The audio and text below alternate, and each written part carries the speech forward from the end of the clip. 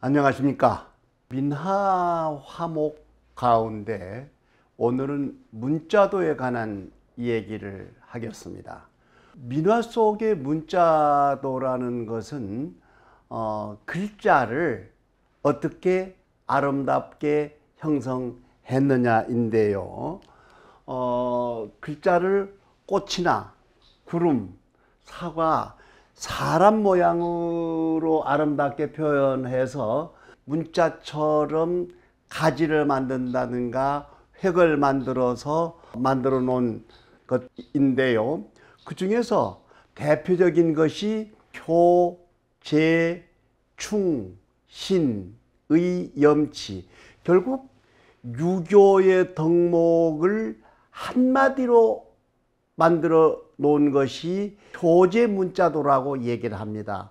그래서 조선시대 유교 문화권에서 가장 핵심인 내용들을 8글자로 만들어서 글자화해서 만들어 놓은 것을 문자도 또는 대체적으로 그의 효와 충에 관한 얘기였기 때문에 효제 문자도라고도 얘기를 합니다.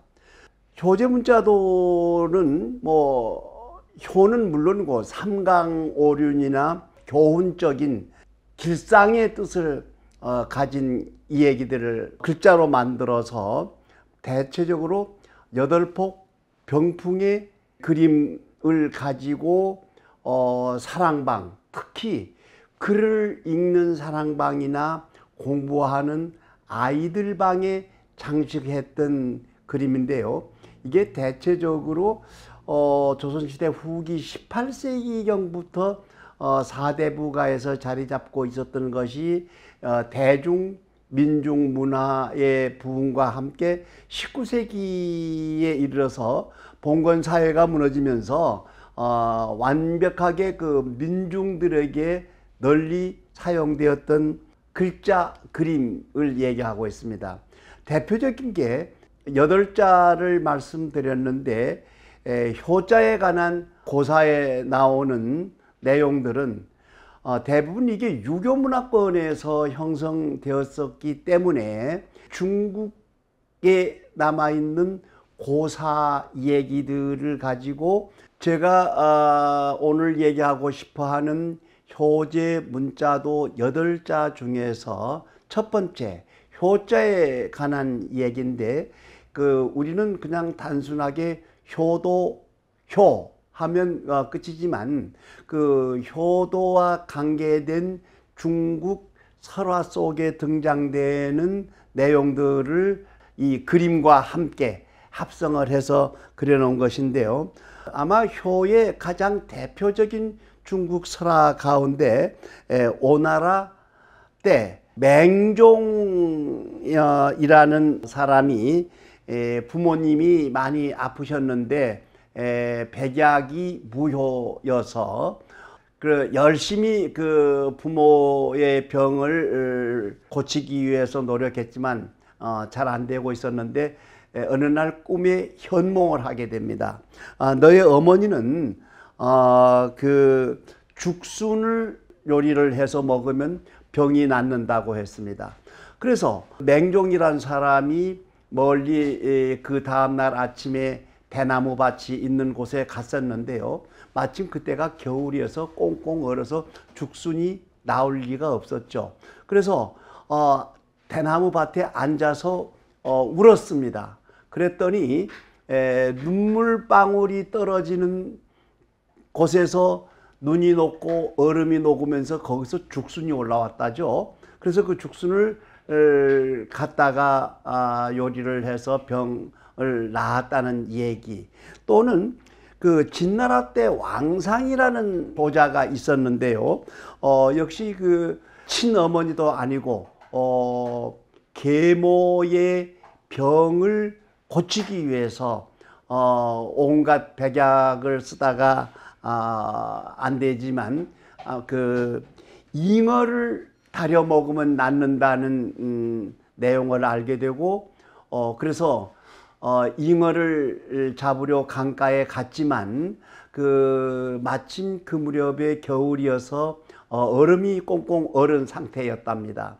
그래서 이 왕상이라는 사람은 얼음판 위에 앉아서 잉어를 나오기를 기다렸는데 마침 엉덩이 쪽에 뜨거운 열기로 인해서 얼음이 녹았고 그 얼음 녹은 데서 잉어가 뛰어 올라와서 잉어를 가져다가 부모님 병관을 해서 낳았다는, 사실은 현대 문화 속에서는 참 말이 안 되는 소리 같지만 조선시대 우리 유교 문화에서는 중국의 고전 설화에 나오는 이야기들은 대부분 정말 중요한 삶의 이슈로 삼고 믿었던 거죠.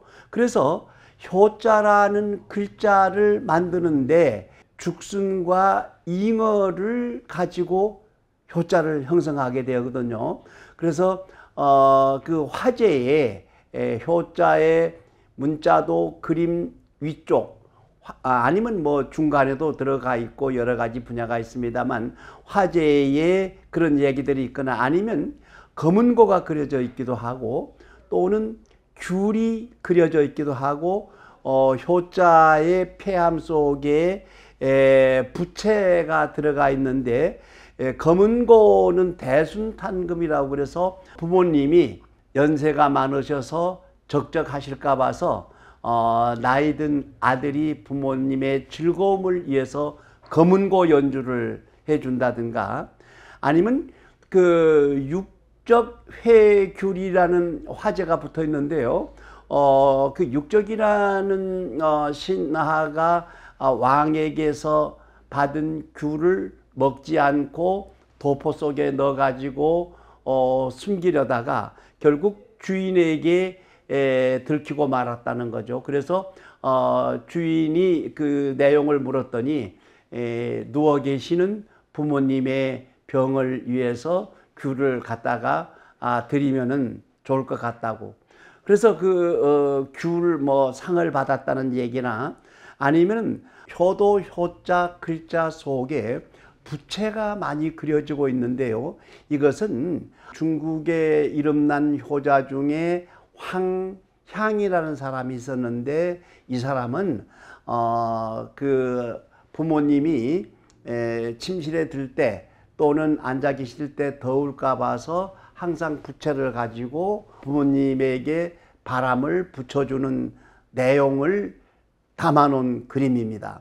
어쨌든 이 효에 관한 얘기나 또 역시 두 번째 얘기 중에서 제자는 그 형제 또는 동생 제자를 쓰는데 그 글자 속에 그 산행두나무 꽃이 들어가 있는데 이 산행두나무라는 게 가지를 잘 치고 튼튼하게 잘 자라서 형제 간에 가지들 간에 우애가 있다, 이런 뜻을 가지고 있기 때문에 이런 뜻을 가지고 있기 때문에 산행두나무는 가지를 잘 치고 튼튼하게 잘 자라기 때문에 형제 간의 우애가 돈독하다, 이런 것을 상징하기 때문에 화제에 상체지상 또는 상체화병, 화포 뭐 이런 얘기를 많이 쓰고 있거든요. 그래서 이 화제 속에 등장되는 내용들과 글자 내용들이 잘 부합되어서 글자 속에 그림으로 그려져 있다. 특히 이 제자, 동생 제자라고 하는데 여기는 꼭 그 새가 등장되는데요. 이 새가 할미새였었습니다. 그래서 청령, 화포, 청령, 화응 이런 화제가 붙는데요. 사실은 지금 현대 문화 속에서는 우리가 할미새는 머리가 하얗고 아주 조그만한 새란 걸 알았지만 중국에서 전해 내려왔었을 때 할미새라는 게 어떻게 생긴 줄을 정확하게 알 수 없었겠죠. 그리고 지금처럼 과학이 발달되고 교육이 발달되어서 모든 새의 이름들을 쉽게 파악하겠지만 아마 조선시대에는 새의 이름을 완벽하게 쉽게 파악하지 못했을 것입니다. 그래서 이 동생 제자에는 항상 새가 등장하는데 이 새는 불교의 영향을 받은 것도 있고 유교의 영향을 받은 것도 있고 해서 불교의 그 영향을 받은 속에서는 불교에 관계된 그 그림 속에 등장되었던 새를 그리기도 하고요.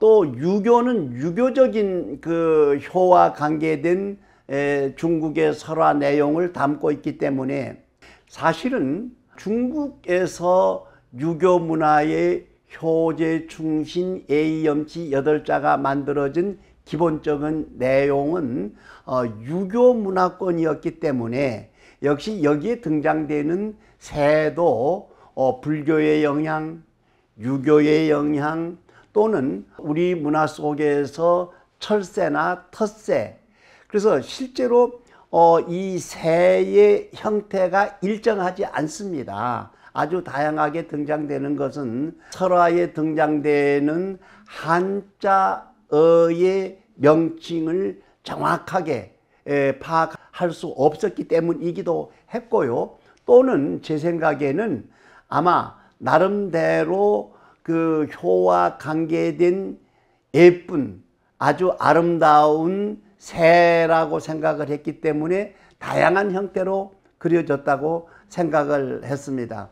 또는 제자에서 가끔씩 등장되는 게 도원결의에 관한 내용들이 제자의 글자 속에 들어있는데 아마 그 삼형제의 죽음의 의를 맹서하는 결의 때문에 제자의 도원결의라는 화제가 포함되고 그림 속에 들어갔던 것 같습니다.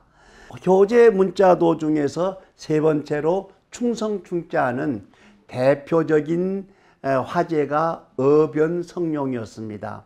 역시 그 충성충자의 가운데 중자를 용과 대나무로 형성을 하였고 아래쪽 마음심변을 조개나 새우, 결국은 그 마음심자 속에 있는 새우를 우리는 대하라고 부릅니다. 그 다음에 조개를 합이라고 부르죠. 그래서 끝자를 따서 화합하는 마음으로 임금님을 받들어 모신다는 뜻도 있고요.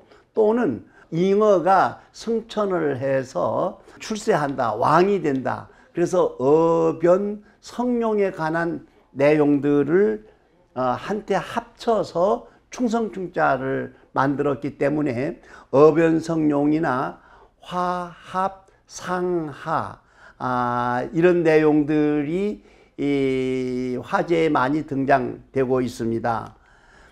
그 다음에 믿을 신자 같은 경우에는 그 상림 추풍 또는 요지 벽도라는 얘기가 나오는데요. 이것은 그 흰 기러기가 서왕모가 도착할 수 있다는 내용의 편지를 물어준다고 해서 믿을 신자에서는 대부분 새가 등장되는데 이 역시 흰 백안이라는 흰 기러기도 있지만 그 기러기 외에 여타의 다른 아름다운 새들도 많이 등장되고요. 그래서 우리 문화 속에서는 철새인 기러기가 오면은 기쁜 소식을 가지고 온다고 생각을 했었죠. 그런데 이게 새를 흰 기러기 또는 청조 여러 가지 그 새로 표현을 하고 있었기 때문에 화제에서 요지청도라는 용어도 쓰고 있습니다. 그 다음에 예자에서 보면은 우리 문화 속에서는 예의를 지킨다는 뜻인데 여기에 가장 크게 대두되었던 것이 살구꽃과 거북이. 그래서 이 거북이가 들어있는 글자는 A의 애돈예자로 보시면 될 만큼 그 반드시 거북이가 등장되고 있는데요. 이 거북이는 하도낙서라는 얘기에서 복희 씨가 천하를 다스릴 때 용마가 출연을 했는데 그 용마 출연이 문자의 탄생이었다. 그리고 그래서 그 거북이 등에 팔캐를 짊어지고 있거나 아니면 낙수에서 거북이가 등장이 되었는데 그 거북이 등에 책을 싣고 있습니다. 이게 중국 문자의 시초라고 생각을 했기 때문에 애돈예자에 거북이가 등장되고 거북이 등에는 팔캐가 등장되거나 아니면 책을 등에 짊어지고 나타난, 그래서 A라는 것은 그렇게 책에서 A를 가르친다, 아마 그런 뜻을 가지고 있는 것 같습니다. 그 다음에 효제 문자도 중에서 6번째가 의자입니다. 오를 의자죠. 이 오를 의자에는 반드시 물수리라는 새가 등장되는데, 물수리라는 게 의리를 지키는 내용이고, 아마 의리의 대표적인 게 도원결의가 아닌가. 유비, 관우, 장비, 이 세 사람이 복숭아꽃 아래서 형제의 의리를 맺는, 그래서 죽을 때까지, 목숨을 다할 때까지 의를 상징하기 위해서 모임이죠. 그래서 이 오르르자 속에는 상당 부분 이 장수들이 등장하고 있고, 그 의자에 등장되는 백일숙제 이야기도 죽을 때까지 의리를 잘 지켰다고 해서 후세에 사람들이 아마 그 의리하면은 백일숙제를 생각할 만큼 중요했기 때문에 백일숙제 이야기를 오를 이자에 중요한 그림으로 집어넣고 있었던 것 같습니다. 그 다음에 7번째 효제 문자도 가운데서 염자가 등장되는데요. 이 염은 봉황을 아주 중요하게 생각을 하고 있습니다. 봉황은 어진성군이 나타날 때 출연한다고 하지만 정말 그 배가 고파서 죽는 한이 있더라도 죽실, 대나무 씨앗이 아니면 먹지 않는다, 오동나무가 아니면은 앉지를 않는다. 그만큼 확실하게 어떤 그 자기 분야의 세속 명리를 정확하게 가리는 것이 봉황이라고 그러죠. 그래서 염자의 대표적인 상징은 봉황입니다. 그래서 글자에 봉황이 띄어 있다든가 봉황을 중심으로 글자를 만들었다면 염치의 염자로 읽으셔도 좋습니다. 마지막 그 8자 가운데 그 부끄러울 치자를 보면은 부끄러움을 알아야 된다는 그 대표적인 얘기가 역시 의에서도 나왔습니다만은 백일숙제 형제에 관한 고사가 부끄러움을 아는데 최고의 성현이라고 생각을 했기 때문에 두 사람을 모시는 그 비를 부끄러울 치자에다가 그려 넣고 있습니다. 그래서 그 달 속에 토끼가 등장된다든가 아니면은 비석을 글자 속에 그려 넣은 글자를 보면 부끄러울 치자로 보셔도 좋을 것 같습니다. 지금 말씀드린 유교의 덕목을 한마디로 얘기한 효제도 8자가 대표적인 문자도였었고요. 그 외에 이제 그 우리 문화 속에서 어떻게 하면 선비들이 글자를 더 아름답고 더 훌륭하게 만들고 그 다음에 자기의 실력을 과시할 수 있는 얘기도 될 것이며, 또는 저는 민화 속에서 이 글자에 관한 그림들은 정말 뛰어난 상상력과 그 다음에 민중의식을 완벽하게 글자 속에 집어넣고 있었기 때문에 민화 속에서 이 문자도라는 것은 매우 중요하게 생각을 하고 있습니다. 그런데 효자 문자도 8자는 물론이고 그 외에 도금의 금강경을 32종의 서체로 쓰기도 했습니다. 무슨 얘기냐면 자연과 주변 환경, 생활 문화 속에서 우리가 느낄 수 있었던 여러 가지 사물을 가지고 글자체를 32가지로 만들어냈었습니다. 그래서 이 도금이라는 사람이 불교에서 그 가장 핵심적인 불경으로 얘기되고 있는 금강경 전체를 32의 종류의 글자체를 가지고 써놓은 것이 있는데요. 이것은 아래에 보시는 것처럼 이렇게 나누어지고 있습니다. 그래서 문자도를 단순한 효제충신 A 염치만 가지고 얘기하지 않고 민화 속에 민화적인 민중의 심성, 즉 어떻게 하면 글씨를 더 아름답고 훌륭하게 만들어서 주변에 생활 문화로 활용하면서 담고 느끼고 이해할 수 있도록 했는가를 볼 수 있는 것인데요.